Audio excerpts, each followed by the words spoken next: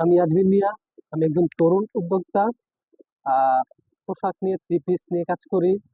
তো যে যাই কাজই করুক, সবাই কোনো না কোনো কাজে অবশ্য করা হয়। তো আমাদের মনের শক্তিটা খুবই প্রয়োজন, এবং আমাদের চিন্তা ভাবনার পরিবর্তন আসাটা খুবই গুরুত্বপূর্ণ একটা বিষয়।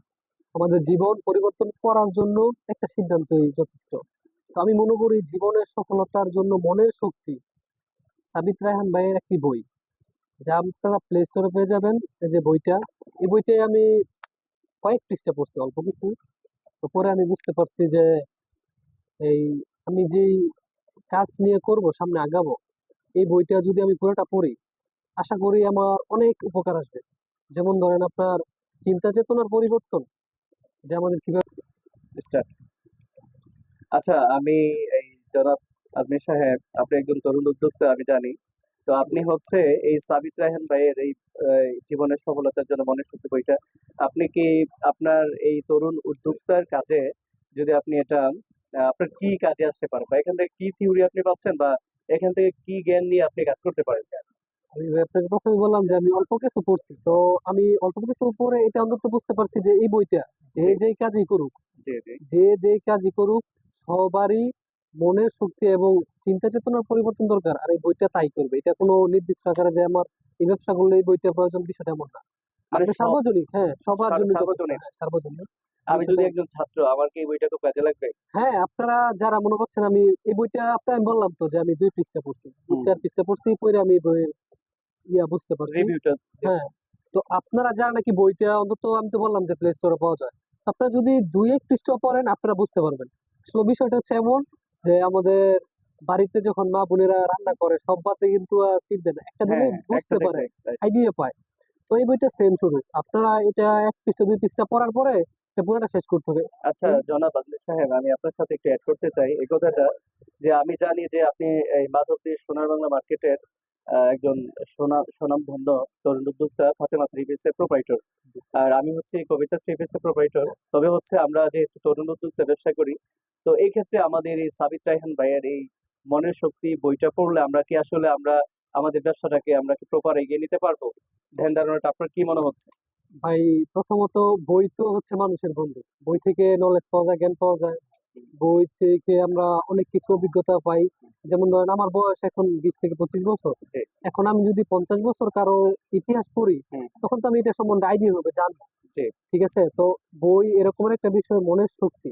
আপনার মনের শক্তি থাকলে আপনি সবকিছু করতে পারবেন, পুরো জি। দুনিয়া জয় করতে পারবেন। আচ্ছা, আমি আপনার সাথে একটু কথা এড করতে চাই। আমি কিছুদিন আগে একটা নিউজ পেলাম, এই যে ওয়ার্ল্ড ফিফা কাপ বিশ্বকাপ যে খেলা হলো, তার মধ্যে কুষ্টিয়ার নয়ন একটা ছেলে, ওরা তিন ভাই একসাথে হচ্ছে এই ব্রাজিল সাপোর্টার ছিল। তার মধ্যে হচ্ছে একটা ভাই খেলা দেখার পর, যখন ব্রাজিল শুনলাম যে তিনি হেরে গিয়েছে, তখন তিনি কিন্তু ফ্যানের সাথে ঝুলে তিনি আত্মসুইসাইড করেছেন।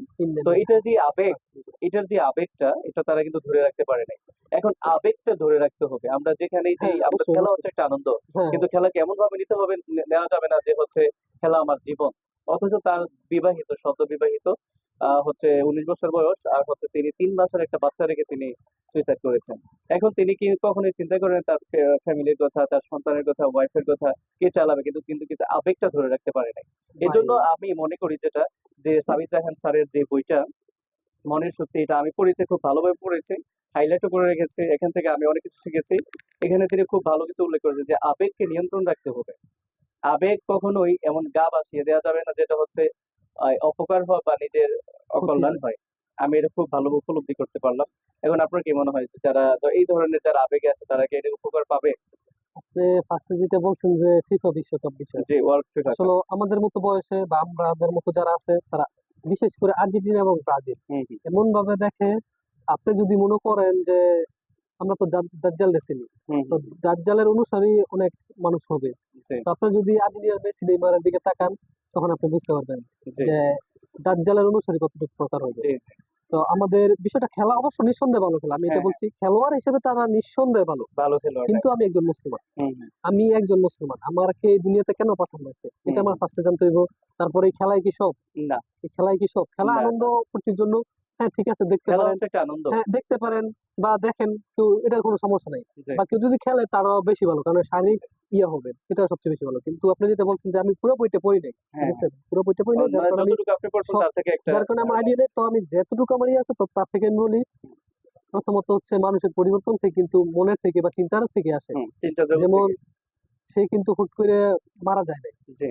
তার প্রথম মানে কোনো কষ্ট লাগছে হুম। বা তার আবেগ আসছে। চিন্তাতে আসছে, তার আবেগে আসছে যে আমি যেহেতু আমার দল হারছে, আমাকে হয়তো আমার বন্ধু বান্ধব হুম। চেতাবে, মজা করবে, হ্যাঁ, মজা আমাকে করছে মস্করা অলরেডি। করবে, জি। এটা স্বাভাবিক ব্যাপার। এটা আপনার সাথে করতে পারি, তাই এটা বলে মরার সহযোগিতা বিষয়টা তো কোনো বিষয় না। জি, আজকে আপনার সাথে আমি করবো, কালকে আপনি আমার সাথে করবেন, এটা তো জীবন। স্বাভাবিক। জীবনে তো দুঃখ কষ্ট এটা আসবেই, সব আসবে। পরীক্ষা আসবেই। জি। তো এই বইটা যেটা, এই বইটা আমাদের অনেক সাহায্য হ্যাঁ, আসবে, যেটা মানে আমাদের সার্বিক সার্বিক সব সবার জন্য। হ্যাঁ। তো আ আমাদের এই ইহকাল, এবং উনি তো সাবিত রায়হান ভাই, উনি তো একজন মুসলমান, ভালো হ্যাঁ। দাঁড়িয়ে আছে, ওনার কিন্তু আমি ইউটিউবে চিনি, আর তিনি ইউটিউবে। হচ্ছে হাফেজ। হাফেজ হ্যাঁ হ্যাঁ, আবার হচ্ছে তিনি সাবিত মাওলানা ইন্টারন্যাশনাল মনে হয় ওনার আবার ইউটিউব হচ্ছে চ্যানেল, ওনার আমি জি, জি। ইউটিউবে প্রথম চিনে, পরে আমি একটা কি জানি প্যারেন্টিং না কি বই নিয়ে চার্জ করছিলাম, হ্যাঁ, হ্যাঁ। পরে খালি এই বইটাই আছে, এই হুম, বইটাই আছে, হুম। ঠিক আছে, সাবিত রায়হান ভাইয়ের এই বইটাই আছে।